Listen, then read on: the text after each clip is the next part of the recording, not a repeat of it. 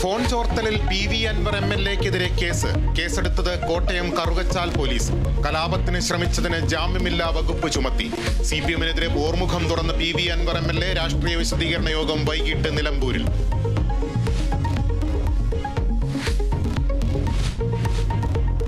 കൂത്തുപറമ്പ് സമരനായകൻ പുഷ്പൻ അന്ത്യാഞ്ജലി അർപ്പിച്ച് CPM പ്രവർത്തകർ.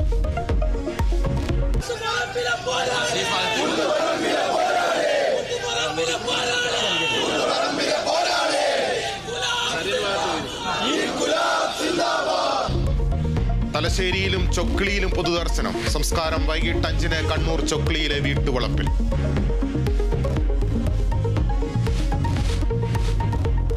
ബലാത്സംഗ കേസിൽ നടൻ സിദ്ദിഖ് ഒളിവിൽ തന്നെ. സിദ്ദിഖിന്റെ ജാമ്യാപേക്ഷ സുപ്രീം കോടതി നാളെ പരിഗണിക്കും. പ്രോസിക്യൂഷൻ അഭിഭാഷകരെ കാണാൻ ക്രൈംബ്രാഞ്ച് SP മെറിൻ ജോസഫ് ഡൽഹിയിൽ.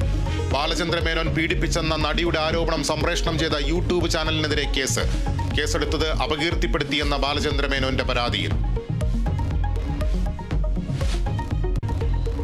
ഇടുക്കി ചിന്നക്കനാലിൽ വീണ്ടും കാട്ടാന ആക്രമണം. 301 കോളനിക്ക് സമീപം ചക്കക്കൊമ്പൻ വീട് തകർത്തു. വീട്ടുകാർ മാറിയതിനാൽ ആക്രമണത്തിൽ നിന്ന് രക്ഷപ്പെട്ടു.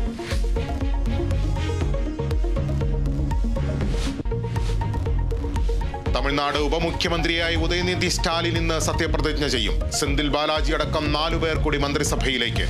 ഉദയനിധിക്ക് ആസൂത്രണം, വികസനം എന്നീ വകുപ്പുകൾ കൂടി നൽകും.